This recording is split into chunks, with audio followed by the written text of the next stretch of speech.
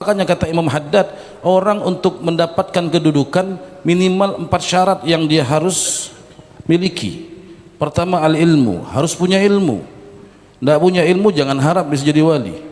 Makanya kita hadir majelis belajar, itu proses pendekatan diri kita kepada Allah Subhanahu wa taala.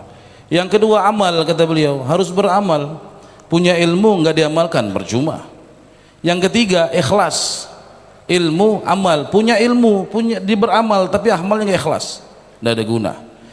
Yang keempat, i'timad Allah, bertawakal kepada Allah Subhanahu wa taala dalam segala halnya. Nah, itu 4 syarat kata beliau. Orang kalau 4 syarat ini dia kerjakan, dia miliki, insya Allah dia akan sampai kepada Allah Subhanahu wa taala. Tapi kalau ilmu tidak punya, apalagi kita mau beramal, bagaimana kita bisa beramal tanpa daripada ilmu? Makanya kata Imam Syafi'i mengatakan, ya, wa'alam bi annal ilma laisa yanaluhu man hammuhu fi mat'amin wa malbasi. Kata Imam Syafi'i, ketahuilah ilmu itu tidak akan didapat oleh orang, kalau bahasa sederhananya saya terjemahkan begini, ilmu itu enggak bakal didapat sama orang yang kerjanya makan tidur aja. Harus ada mujahadah tadi. Bagaimana kita dengar Sayyibul Hol belajar ke Hadramut, tidak puas belajar lagi di Mekah dengan ulama-ulama di kota Mekah, ya, di Indonesia ketemu belajar lagi. Makanya luar biasa mujahadah, kesungguhan untuk menuntut daripada ilmunya. Para wali-wali demikian, mereka itu bukan hanya belajar, bahkan kitab-kitab itu bukan hanya dipelajari, bahkan dihafal. Kalau Al-Quran kita nggak usah bicara, kitab saja dihafal sama mereka. Iya, Al-Habib Abdurrahman As-Segaf, apa kata beliau?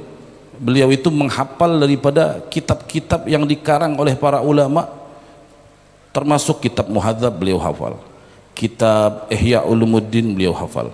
Beliau punya putra Al-Imam Umar Al-Muhdar, dikatakan Syekh Umar Muhdar yang kita kenal, beliau itu menghafal daripada kitab Minhajut Talibin karya Al-Imam Nawawi ala Dhahril Galab Kal-Fatihah.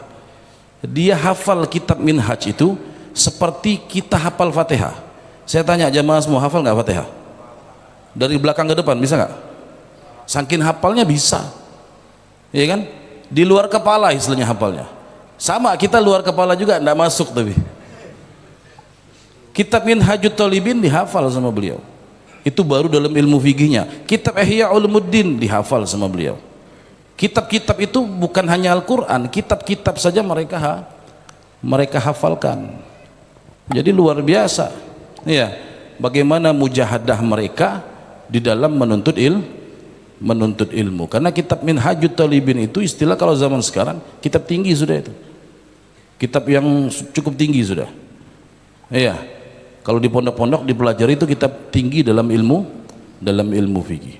Luar kepala beliau hafal sampai dikatakan kalau beliau mau baca dari belakang ke depan bisa. Kita jangankan dari belakang ke depannya aja tidak tahu kita. Mungkin belajar aja tidak pernah kita. Ngelihat wujud kitabnya belum tahu kali.